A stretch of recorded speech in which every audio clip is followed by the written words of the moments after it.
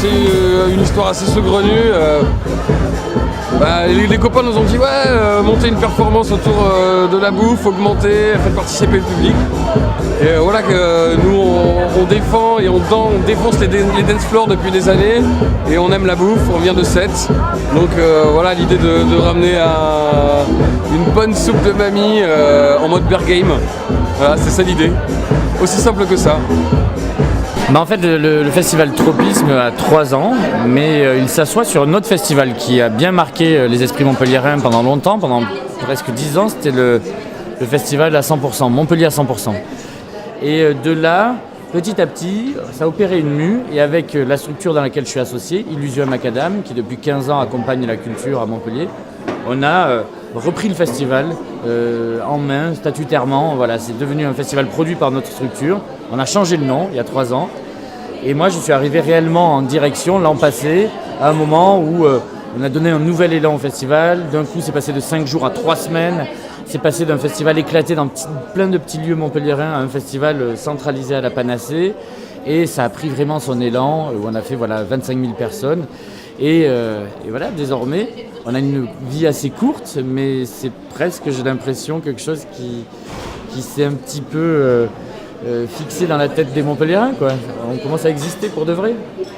Tropisme, au début, le pitch, il était assez simple.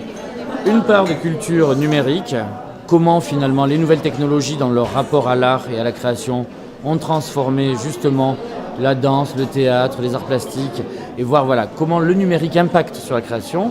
Et un autre axe festif, parce que festival, donc musique actuelle mais aussi hybridée avec le numérique, donc musique augmentée, des choses comme ça. Ça, c'est tout le volet artistique, et on a tout un pendant qu'on appelle l'académie, qui est quasiment une grande école permanente pendant les 3 semaines, où on va apprendre tous ensemble à travers des rencontres, des conférences, des ateliers, sur des thématiques très précises. C'est vrai que Snapchat, là on en parle un peu, mais ça casse un peu tous les codes quand même, ce média. Et la génération Snapchat, c'est le nouvel Eldorado des ados. On dit souvent les 13-25. C'est un bout de la génération Y, mais c'est surtout la génération Z, en fait, donc celle encore plus jeune. Et donc qu'est-ce qui caractérise cette génération ? Eh bien, ils ont pris les commandes. C'est aussi la génération en fait la plus influente qui soit, parce que c'est la plus connectée, parce que c'est la génération qui partage, qui commente tout au long de la journée. C'est aussi une audience qui est devenue non seulement audience, mais aussi créateurs, éditeurs, distributeurs, ils font tout à la fois. Parce que c'est éphémère, parce que ça disparaît, il y a une réciprocité, un engagement, une conversation qui est très différente des autres plateformes. Donc c'est très intéressant aussi de voir ça. Cette année, c'est la gastronomie augmentée, ou en tout cas la gastronomie connectée. Comment aujourd'hui la gastronomie change de visage avec les nouveaux outils technologiques. C'est le spectacle augmenté. Comment la scène se transforme par l'arrivée de nouveaux outils. Et le troisième axe, c'est le transmédia, c'est-à-dire les nouvelles écritures audiovisuelles. L'enjeu, c'est vraiment de respecter ce qui est écrit et de lui donner une puissance en le partageant avec d'autres. Donc le trailer que vous allez voir, et ça sera intéressant de discuter de comment vous l'accueillez, c'était vraiment, ça rassemble toute cette intention de rendre public quelque chose de très intime, tout en restant pudique par rapport à ce qui a été écrit.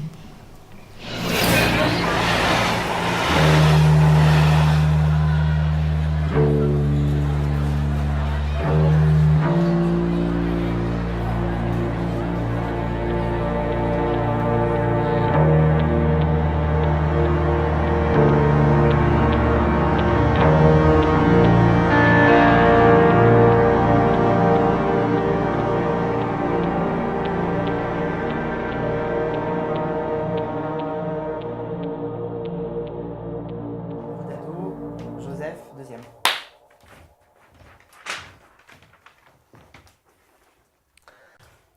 Très cher ami, cette année a été l'année des jamais autant de fois. Je n'ai jamais autant de fois embrassé un garçon. Je n'ai jamais autant de fois embrassé de si nombreux garçons. Je n'ai jamais autant de fois vu le sexe de Quentin. Je n'ai jamais autant de fois été vu nu. Je n'ai jamais autant de fois pris mon petit déjeuner avec mes amis. Je n'ai jamais autant de fois glandé aux heures d'études. Je n'ai jamais autant de fois écrit à mon ami. Et j'en passe, et des meilleurs. Une folie collective qui pourrait durer toute une vie. Et ça, ce volet académie, on le retrouve dans toutes les expositions ici, où il y a toute une partie de l'exposition qui est sur la musique augmentée par l'image et par les technologies, tout un axe sur le transmédia. Et le maître mot de cette année et de cette édition, c'est vraiment le mot augmenté. On a même viré le mot numérique de l'affiche pour aller vers le mot augmenté.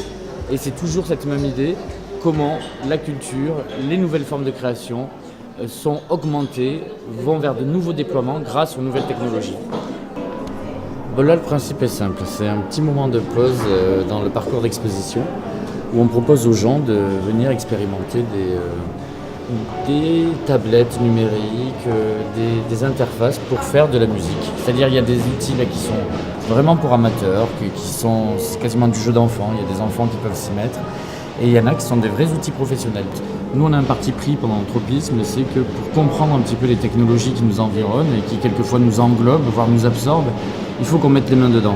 Et donc on propose aux enfants systématiquement de décomposer ce qu'il y a derrière l'écran, ce qu'il y a derrière un jouet électronique. Et en permanence, comme ça, tout au long des 3 semaines, énormément d'enfants sont venus essayer de découvrir un regard critique et un petit peu amusant aussi sur toutes ces technologies que souvent ils mangent comme ça, goulûment, sans trop savoir ce qu'il y a derrière. Nous voilà, c'est l'envers du décor qu'on présente.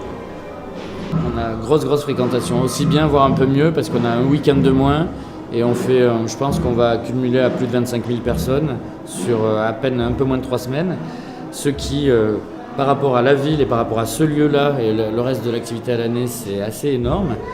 Et surtout un gros engouement. Après 3 semaines, c'est long. Un festival de 3 semaines, je crois que, vous voyez là, on va finir le reportage et après je vais aller me coucher pendant peut-être 10 jours. Parce qu'il faut être sur le pont un peu tout le temps. Mais je suis tellement content ça répond hyper bien à l'échelle de cette ville. On n'est pas une grosse institution. Nous, on est un festival indépendant, fait par une association. On est des acteurs d'un système vivant voilà, qu'on essaie d'activer au quotidien. Et je pense que voilà, la réponse du public, c'est le meilleur cadeau qu'on peut avoir. On voit que les gens ils sont au rendez-vous.